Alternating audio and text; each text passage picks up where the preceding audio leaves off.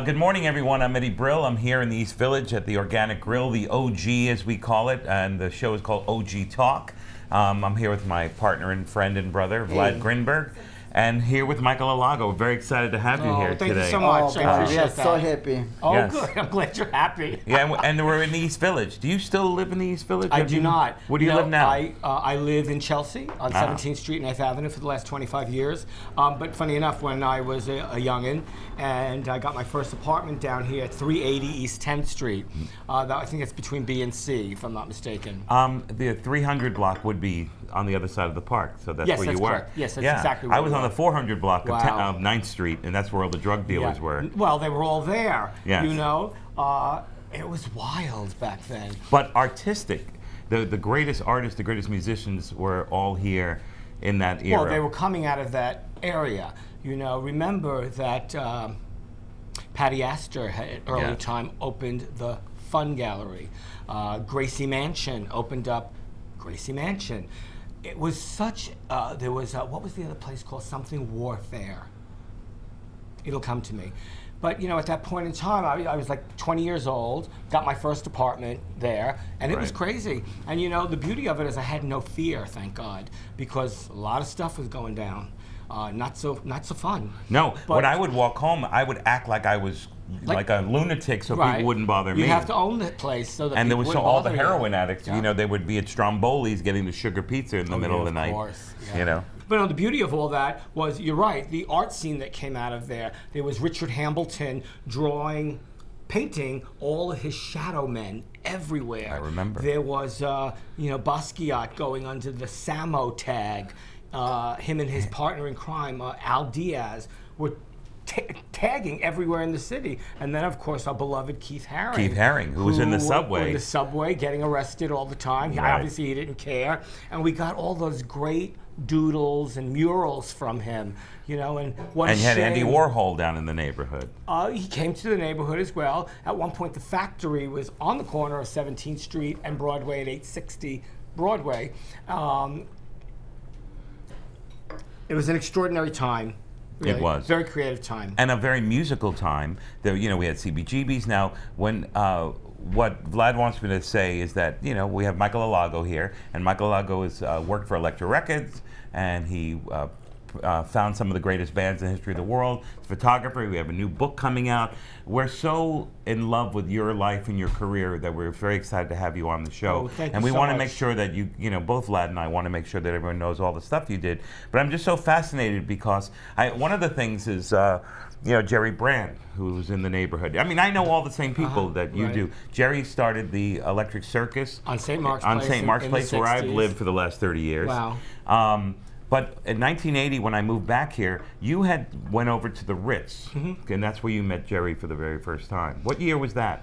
Was it 81 when they first started? No, they opened up in 1980. Right, okay. Keep in mind that it was the beginning of MTV. Yes. Really, like literally. All the guys I went to beginning. college with started MTV. Oh, how wonderful. Doug Herzog, Linda Corradina, they were oh all my God. there. Yeah. Okay.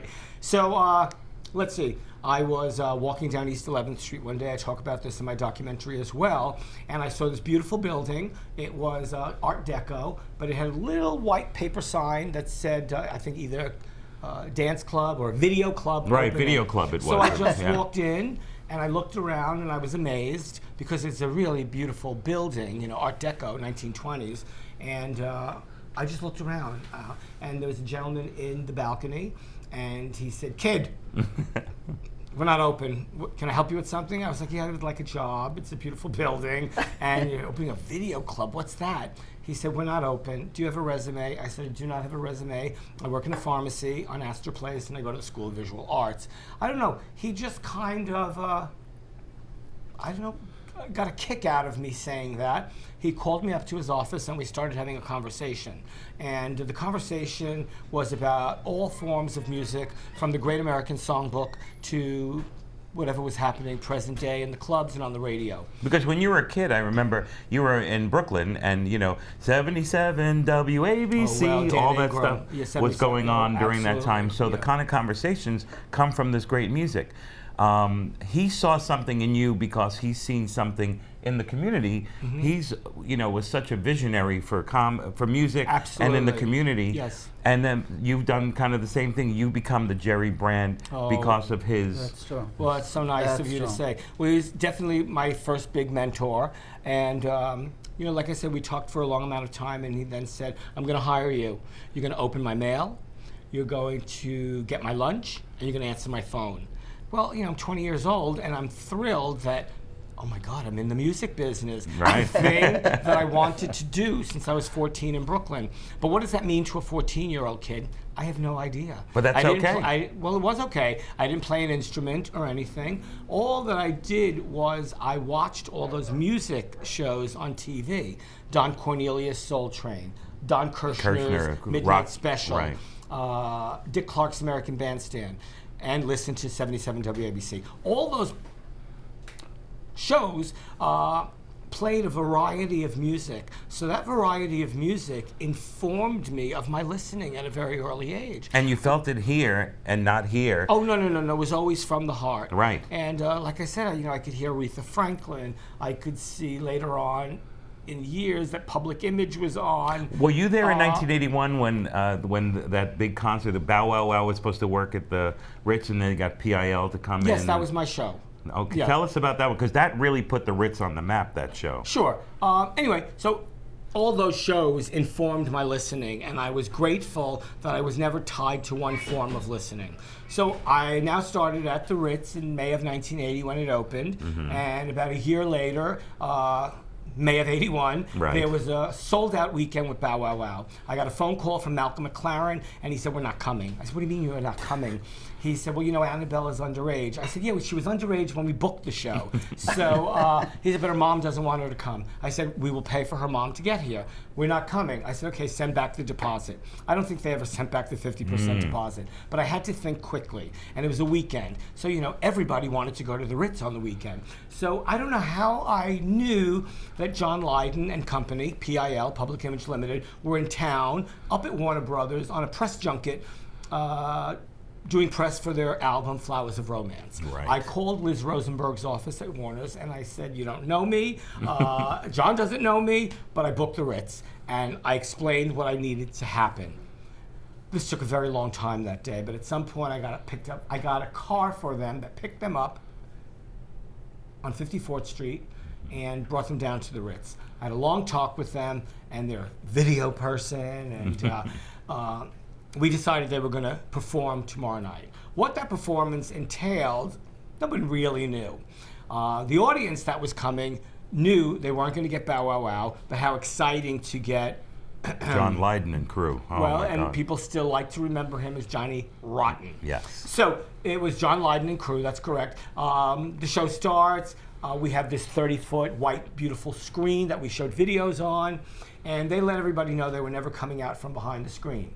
What that entailed was they were going to perform behind the screen. There was pre-recorded music, and I thought it just looked kind of beautiful because there were all these white lights shining up on the screen, so there were black silhouettes everywhere. Do you think any of these young people cared about performance art? They did not. They wanted rock and roll. When that didn't happen, about 18 minutes in, John just taunted everyone and said, we're never coming out from behind the screen. So from the balcony, chairs, I don't remember if tables, but chairs and bottles were getting thrown everywhere. About 18 minutes in, we had to shut the show down. Of course, I wanted to bring them back the next day. Security in the 80s didn't know really how to handle the young people. So it was a debacle that was heard around the world. That night it was on the 11 o'clock news, it was on the morning news. The next day it was on the cover of Sounds, New Musical Express, and Melody Maker. And the wild thing about that whole thing, and we can go to another story, is that that's when I met John, and we have been friends 39 years. Wow. We have never had a bad word with each other, and I think he's just the most brilliant. At one point in 1985, I signed him to Elektra. I had to drop him in 86. We weren't selling enough records, but it didn't.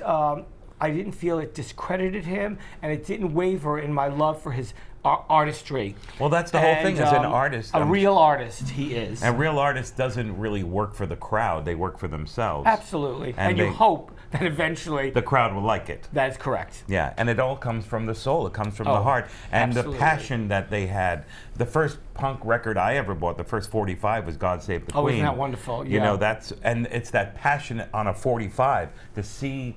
Get you motivated. Yeah. You want to hear more. Yeah, I did. And that's what happened with you. You wanted to hear more. Always. All the time, you know.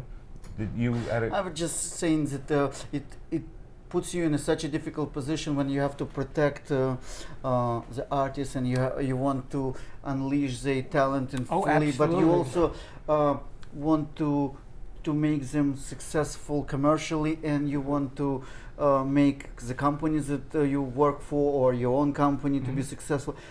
Gives it a little bit difficult predicament. That's very good, because I always, in the 25 years I was at record companies, I always stood up for the artist. It always got me into trouble. I didn't care.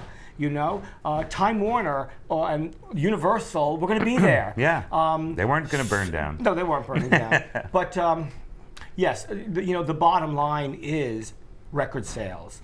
And one would hope that when you sign an artist, that you sell enough records that it helped make the difference for them and the corporation.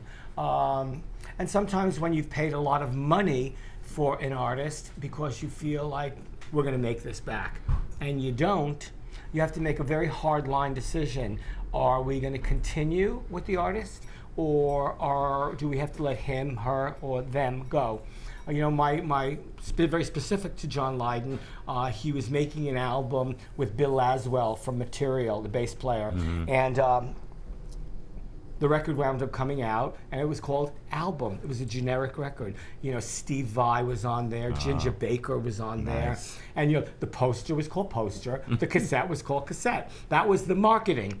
And while I was at it, I knew that Virgin Records was not going to release This Is What You Want, This Is What You Get, and Live in Tokyo. So I picked up those two records, and I was happy that I could, give John even more money and help him along his quest. But a lot of that, it just didn't wind up doing well. So unfortunately, because of the huge deal that he had gotten, we had to let him go.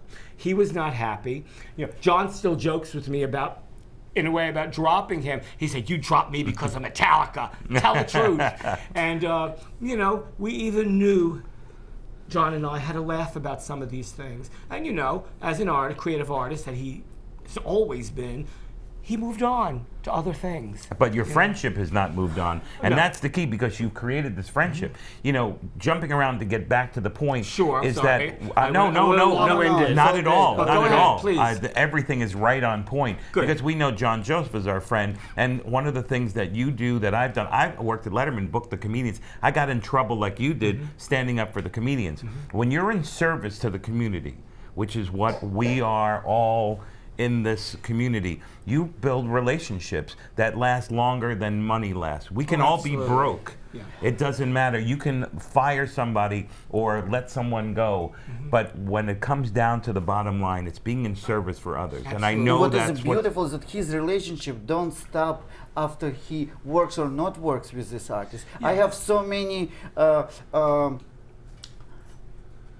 feedbacks about Michael. I spoke to a few people before this interview. I contacted Doyle and can you tell me, Doyle from Misfits, can you tell me a story about Michael? And he's like, this person made so much for me in my life that I can't even express it. Love him. And he's like, I love him, please, for me. Because of being in service. But there is no transactions. There is nothing for you to give him. There is it's love, it's humanity, genuine relationship. It's friendship, and when you can be of service to someone creatively, you just do it. And I know of the fact that you sometimes didn't sign people just because you knew that they're better elsewhere, because you can't deliver what's good for them at the moment. That's so impressive, because you have to put your ego aside and just think about this person Ego first. and the bottom line. That's right. And when you can't service an artist, I'll use the Cro-Mags as That's a what I was perfect gonna say, example. yeah. I have loved them for 30 odd years. At one point, I did want to sign them to Elektra, and then I really thought about it. Elektra is part of Time Warner. It's a corporation. So besides myself, who else in this corporation is going to be running down in the middle of the night to CB's to catch the last set of the Cro-Mags? Right. No one. That would have done them a great disservice. So I had to just let them know that I couldn't sign them, but I thought the world of them, and I would support them as best I could That's all very the time. selfless. And Right. here we are, 2020. Oh my God, 2020, and With 2020 vision. with 2020 vision, clarity, moving forward. I'm still friends with John Joseph. We both wouldn't have it any other way. And he's the I same think- way. He's in service to others. Absolutely. He helped us to secure you. Yes. Because, we've had him on the show. We have Boyana's watching over here. We did an interview with her that is, well, we all know each other because we have these relationships Like a Yes. community, with each yeah. other, which is a community. And it goes beyond money. It goes beyond all that. Now, Yeah, just to Okay. finish with John, like when we knew that your book is coming, I called him and said, let's do a book opening Right. for Michael. He said, absolutely, I mean, whatever needed, I'll talk to everyone, we'll do because it. he did a book party for John that Right, was and wildly he said, successful. yeah, and Yes, you of were there course. as a guest. Absolutely. So, and he said, no question, Michael is the best, we should do it. And this is what you project when you give yourself selflessly. Yes. This is what love. Okay, just to interrupt, we're going to take a little break. When we come back, we're going to talk about the book, and because that's coming out soon, we're very excited Oh, for you. wonderful. And Thank you. but we'll take Thank you, take a Mike. moment for a message. Peace world, love and light. It's your brother Fred, Doc Beasley, here on OG Talks News You Can Use, and I'm dropping the jewels. For those who don't know, the Black Veg Fest is in its 3rd year of existence. Year 1, we had over 5,000 people come out to Bedford-Stuyvesant, Brooklyn. Year 2, 10,000 people. Year 3 is gonna be bananas, pun intended. Fred, Doc Beasley, OG Talks News You Can Use. Those are the jewels. Well, welcome back, everybody. We've been sitting here talking about Brooklyn and life and how being in service.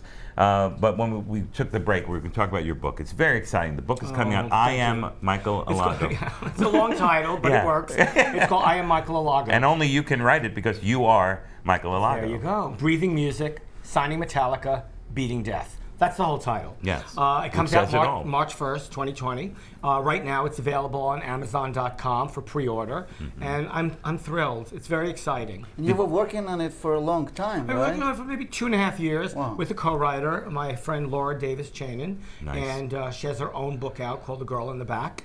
I knew because of my scatterbrain, I wasn't going to be able to do this on my own, but I started writing journals when I was like 15 years old. Now, at 15 years old, there's nothing creative about it. It was like a list of every place I was going. But And it's a muscle builder. It's like when Yes. you're going to work out, you got to start by doing some bicep Somewhere. curls. Do you Yeah. keep them?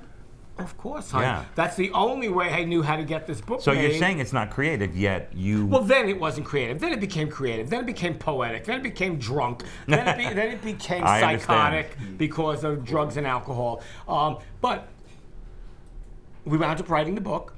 Took 2.5 years. It comes out March 1st. And the funny part about it is, and I didn't intend it to be this way, it came out like a bunch of short stories. So we just wound up leaving it like that. Because if you start the book and you go to Brooklyn, I think you know what you're going to get. Yes. If you go to Metallica, you know what you're going to get. If you go to Never Fall in Love with a Hooker, you certainly know what you're going to get. Definitely know what so you're gonna get. I love that it came out exactly how it came out. And that's beautiful because it's the representation of you. Sure. And also when you're writing with someone else, you have to make sure that it comes in your voice. Well, that's so wonderful that you say that, because as wonderful as any co-writer can be, sometimes they might take a little too much liberties. Yes. Which is fine because it helps in certain ways. And then I got to say, listen, this has got to be gay and fabulous. It's got to sound exactly like me. We got to fix this up right now. So we did a lot of fixing up. And it's all good because it sounds exactly like me now. And everyone, when I speak to them, whether I do this podcast or any podcast, everyone's like, "Are you doing a audio book?" I haven't even asked the company yet, but I will ask them this week about doing an audio book. So when you say that imperative. you doing it in your voice exactly, like how would you describe your voice? Like you're very in tune with yourself. Like what is Well, it that's your voice? I think if we're talking about how it looks on the page in my voice, it's humorous. It's sometimes very camp and flashy, and sometimes, depending on the subject matter, it could be very, very grim and dark. But you like grim and dark. You've always liked grim certain and things, dark. except when it comes to my With the health. See, that's the thing. But I But love in a life, we have a spectrum, and you've lived that spectrum. Oh, absolutely. So I guess on the page it goes from sad to funny to camp to gay to fabulous, a lot of humor and very colorful. So I would hope that when you read the book, you're going to get all of the that spectrum. and have a good time reading the book as I well. think so. Now, hope also, so. you have the documentary that came out. Sure. And that's powerful. In your life now, it's kind of, you're looking back a little bit. Oh, yes, certainly. What does that do for you emotionally and the change? Because I know there's a lot of faith now and sobriety Sure. and all this stuff. Well, the documentary came out about 3 years ago in 2017. Mm-hmm. It was produced by a company called Stone Films NYC, Right. directed by Drew Stone, Stone, right. and produced by Michael Alex. They made this film about me. It took about 4 years to complete. We did it still on a shoestring budget. And it took those 4 years because we really wanted to gather a lot of ephemera, photographs, and sometimes when you're dealing and working with artists like Metallica or Cyndi Lauper, they're always on the road. They're always doing something. And you don't want to be in the middle of that on the road, because on the road, they're just focusing on themselves when Right. they should be focusing on us. Yeah. So and the art. We found people at all the right time. Anyway, there's been this documentary out called Who the Fuck, you can say it. Who the Fuck Is That Guy? The Fabulous Journey of Michael Alago. The beauty of that, it's been so well received, and right now it got picked up again on Netflix up until September 2020. That's fantastic. It's fantastic, and we also noticed in recent months that Amazon Prime Video picked it up as well. That's amazing. And the funny and the cute part is when you click on your television to open up Amazon Prime, we're right there between The Marvelous Mrs. Maisel, Right. Fleabag, Dark Shadows, Cardi B. It's and a great there's neighborhood. my little old face. Right, And I'm it's a great neighborhood to be in. I love being in this company. So, so the documentary is still out there, and it's done wonderful things for me, and it helped really secure a book deal. That's great. Now, here's another thing. Yes, please. When I look for comedians, and I book comedians my whole life, I did book for Letterman, people say, what do you look for? And I say, I look for Nina Simone. That's what I say, because Nina Simone, to me, is from here. Imperfect, but soulful. Where, like, there are a lot of singers who get all the notes right, and they're painting by numbers. She was someone who didn't paint by numbers. The reason I bring her name up for the people here is that you, in her later life, produced one of her last albums and Sure. started working with her. I am so curious to what it was like spending the time in your life with the great Nina Simone. What's also funny is that I think she gets the most coverage in my book. Ah. The chapter, I think, is like 20 pages. Anyway, I love Nina Simone. My Aunt Jenny in Brooklyn would listen to people like Isaac Hayes, Johnny Mathis, Nina Simone. I heard her voice at a very young age. It was very androgynous to me. I had no idea if it was a man or a woman. And the sound of the voice was so beautiful and soothing to me. Fast forward, as a young adult, I went out and purchased every recording of hers. Nina Simone, to me, was the greatest artist that ever walked the planet. Same. And she was a singer who was a great interpreter of other people's material. So when she sang Here Comes the Sun by George Harrison from the Beatles, when she sang Just Like Tom Thumb's Blues by Bob Dylan. Don't Let Me Be Misunderstood. Don't Let Me Be Misunderstood. On and on and on. The list goes on. She, as an artist, she knew how to get to the heart of the matter of a song and just make it her own. That was the beauty of it. There was nothing perfect about it, but I know nothing about perfection. We are human beings. Toss perfection out the window. Right. I think we all just are we do the best that we can do. Nina Simone was glorious to me. We had fights, we had laughter. She was not easy. She came up in the civil rights movement, and keep in mind that any of those African-American black artists who came up at that point in time, whether it was Little Richard, Chuck Berry, Nina Simone, not even an artist, but the great Martin Luther King. If you were performing somewhere or staying somewhere, you had to go through the back door.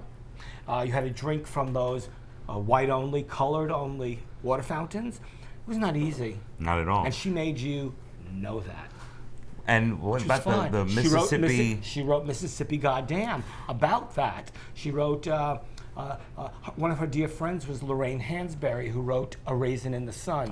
And there was some kind of line in there, to be young, gifted, and black. She wrote that song that then the great Abby Lincoln sang it.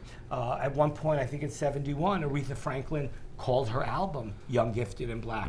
Nina Simone was very, very powerful. She was marvelous. If y'all out there don't know about her, the beauty of things like YouTube these days, you can YouTube Nina Simone. And it might even change your life. It changed mine. Changed mine. Yes. So I could go on talking about Nina forever, but I won't. Only because of time restraint. Right. But the last time I saw Nina was July of 1999 in London. She was part of the Meltdown series. Nick Cave from the Birthday Party was putting on a series of concerts. So one night it was Nick Cave, one night it was Alan Vega, Martin Rev from Suicide, and one night was Nina Simone. That day that I saw her, I went to her hotel, I brought her a bottle of champagne and 2 dozen white roses. I knew she would be happy. She was getting her hair cornrowed, and she threw everybody out of the room, and she said, let's take a bubble bath. I'm gonna leave it there, and you can read about the shenanigans, which were all above board, in my book. Now, Metallica was a major part of your life, and Yes. you talk about that a lot in a lot of the interviews. Everywhere I go. And that's why I wanted to not stay away completely from it, but it did change your life because you did. Your friends in New Jersey send you like 3 cassettes of different or CDs. Vinyl, yeah. A vinyl, right? Remember vinyl? Megaforce Records, right? Yes. And which is making a resurgence these days. Really? Thank God. Well, I think vinyl is. Oh, vinyl. I thought yes. you meant the company that your No, I don't think Johnny so. Z. They're very well set off. Good. They're wonderful, wonderful people. And no, vinyl. I mean, I love the sound of vinyl. The warmth of it all. Warmth. We both said it at the says same about time. the compression of a CD, although, CDs can sound wonderful too. Yeah. But not to get off the subject of Metallica. Right. Yeah. Now, Metallica, just so let people know how, you saw these 4 guys and you said these guys were spectacular. They were, I don't want to put words in your mouth, but they were vibrant on stage. You can and put that's words when in my you mouth knew, for sure. Yeah. I tell this story all the time. I just want to touch on it for people. I don't mean it like that. I just mean I tell it all the time. I don't have to tell a very long version of it. I saw them in '82 at Lemoore with my friend Phil Cavano from Monster Magnet. Right. And we freaked in out. Brooklyn? In Brooklyn at Lemoore, under Utrecht Avenue, 62nd Street. We lost our mind. I get my job at Elektra in '83. I see them at the Stone in San Francisco. Nice. I gave Lars my business card, and I said, I'm an executive at Elektra, and I would love to work with you. And you're only 2 years older than them. Yeah, I'm how only 2 years. old were you? If they're 21, I'm 23. So, 24. it all sounds like good, but when you say about 23 half of the years band old, couldn't believe that I was a record executive because I'd show up in a Exactly. ripped T-shirt and Right. jeans. Fast forward. I get a call from Lars about 6 months later. He says we're going to be playing at Roseland in August of 52nd Street. of 1984, summer of '84, and Roseland just doesn't exist anymore. I Again, know. one of those beautiful venues Across that the got street torn from down. the Letterman show in the Ed There Sullivan you go, Theater. marvelous. So anyway, I see them that night. They're part of a triple act bill with Anthrax and Raven, Right. and they rip the roof off the place. It's one of those things when 4 young men are on that stage doing what they believe in, and they happen to be wildly charismatic, doing a thing you've never heard before. You're wowed. Yeah. And that's what those people were there for, to be wowed, because they heard the underground cassette. Some people had the first album, Kill 'Em All, already. Right. Anyway, that day, that evening, and the next day, when they came up to my office and I ordered Chinese food and beer, it changed both of our lives. It changed their life because they got Changed the signed music. to. They got signed to a major. It changed the whole landscape of rock and roll, and it brought me as an A&R executive out to the forefront. Like, go talk to Alago Right. at Electra. Wow. Which is great because other people benefit from that relationship as you go along, and even later down the Opens the line, door, yeah. you know, for Nina Simone or for somebody whose career has changed. I know Raven was one of the bands that Johnny thought was better. Eventually, they got a great deal. Well, out you of know, the it's thing. funny and a wonderful thing that happened is that night at Roseland, all three bands got signed. That's Anthrax got signed to Island Records, Raven got signed to Atlantic Records, and I signed Metallica to Elektra. Can't even speak. It's all right. Elektra Records. So everybody benefited from that evening, and what Right. an evening it was. So. Okay, before we leave you, there's something that's really Wait, you're wonderful. leaving me already? I'm leaving. I'm going. Oh my Lord! No, I don't feel like that was enough. There's so Okay. much more we can Yeah. talk about. No, it's But okay. the And part should I be want- part 2 for sure. Yeah, and then there's we're gonna We can do part 2 in the fall. yes, That's and When also, hopefully my book is a wild success. and we're gonna do a book party for you. We're gonna at least We'll if figure you, out something. We'll try to figure that out Sure. for you. But I want to talk about faith and being in service. It's a different part of your life. Ouch. And, Yes. And no, Beautiful and, part. And like John is the same way, and it's happened for me in sort of these 12-step worlds and all this kind of thing. And as you grow, as you evolve as a human being, you go from the years when you're in your 20s and you're doing drugs off of the bar at the Ritz, and all of a sudden now you're saying, I'm clearer, I'm more focused because my life now has faith. There's a higher power that I didn't have before. Sure. You know, I grew up Catholic, and for many, many years, I used to tell people I'm a roaming Catholic, and I made light of it. I guess I got a bit more religious and spiritual once I got clean and sober. I got clean and sober 12 years ago, and I go to 12-step meetings. And because I got clean and sober, I have a new life. Not the old life that I knew all about, and I respect the old life, but my new life, I show up for everything. I show up for friends and family, and when you show up for people, they know that they can rely on you for anything and everything. And, You've always and how had that. Yes. It appears in but everything. but I was drunk back Right, then. I understand. So the beauty of all that is I continue to have faith. I pray, and that's how I start my mornings every day, because I want my head to be filled with goodness. And that goodness manifests itself in I wake up. I do most of the time get on my knees and pray. I look out the window, whether it's raining or snowing. I thank God for waking me up. I thank God for waking me up sober. I thank God for the renewed relationship with my sister Cheryl since my mom has That's passed. beautiful. And the list just goes on. So then I can make my tea, take my shower. It's and what you put inside your body as well. absolutely, and walk over to my 12-step meeting. And, you know, And taking you that came kind here. of You came care. here right after the meeting, right? Today I came here after Yeah, my like, 12-step and meeting, it was yes. it was a times when we had to choose which time you come, and it's Sure. no Oh, way. no, This it's is not perfect. something that I can change. Yeah. I'm coming right after meetings. This Oh, no, is no. this I is go must. to I go to meetings This is 5 must. days a week. Yeah. And I hopefully impart some wisdom on people who are new in whatever kind of 12-step meeting you may be in. And that's what we are all here for, to be of love and service to everyone. Love and service. Whether you're talking about a meeting or walking down the street to help someone who may need Or a help. smile, or like Always John smile. Joseph Always does, smile. where he on Thanksgiving he gives up his Thanksgiving. Inspired my brother to do the same to help other people, to be Absolutely. in service, and we Yes. so appreciate you being in Oh, service. I appreciate coming that. Here. It's Thank you so much. Incredible I knew it was life gonna that be you've Oh, fun. had. visibly. Yes. And, And I also want to share my impression. Like when I spoke to our producer and Eddie, and I said it would be great to bring Michael Alago, and I was like, how do I put it in one sentence? What you evoke in me? Okay, and I read something about you when I was preparing for this interview, and you said something on one of the interview that. I was never in a closet. I was like, that's Michael. Like, you never hide what you think. You never hide what you might come across like soft person who is intelligent, but you are. But you also very in tune with how you feel, what you want, what you don't want. You are very, very particular, and it comes always with passion and Compassion. compassion, Oh, compassion, absolutely, yes. and strong will. Like you, even Well, I John definitely told have me, very- Michael comes like a very soft person, but you should know him. He is a very strong-willed person. Well, I have very strong convictions, you know, and I always joke about how I've never seen a closet because closets are for clothes.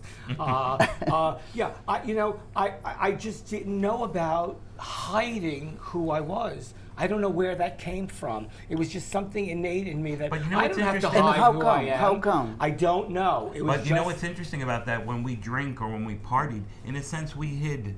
Don't you agree? Do you think? No, it came out more, and that Ah, manifested interesting, yeah. itself pawing young men in leather jackets when Right. I was out. Down but no, Washington Street. well, everywhere. I just never knew about hiding who I was. I don't know how That's that amazing. came to be, but I think in doing that, it showed men, women, children, you don't have to be afraid of who you are. Just be yourself. People are going to like you or not like you. You can't do anything about that, nor should you care. Right. Because you need to just be the best person that you can be so that you put that goodness out there, and it's a domino effect. That goodness manifests itself to everyone out there. And that's what it's all about anyway. That's what it's all about. Michael, thank you. Thank you so much for being here. It's been an incredible experience, incredible day. We're going to eat afterwards. Yeah, and we have Yes, we have a hat for now you we're from getting- Organic Grill. Thanks a lot. And who do you want to thank? Anybody? Michael. Okay, well, please thank our incredible crew. Please subscribe, OG Talk New York, for all my friends here, Michael Alago and Vlad Brinberg and the crew. And Thank our you very friend much, and Boyana please check everything. our iTunes and the YouTube channel. Subscribe, rate. We need your support, and we need to know how did you I like. need your support too. That's right, we have a book. And and- So You come have to visit, come for come visit booking. Michael Anthony Alago on Instagram and on Facebook. I'm there every day. I answer everything, and I love y'all. So please say hello all the time, especially if you're on the street and you see me walking down the street. You better say hello. Here he goes, just walking down the street. I'm Eddie Brill. We'll see you soon. Thank you.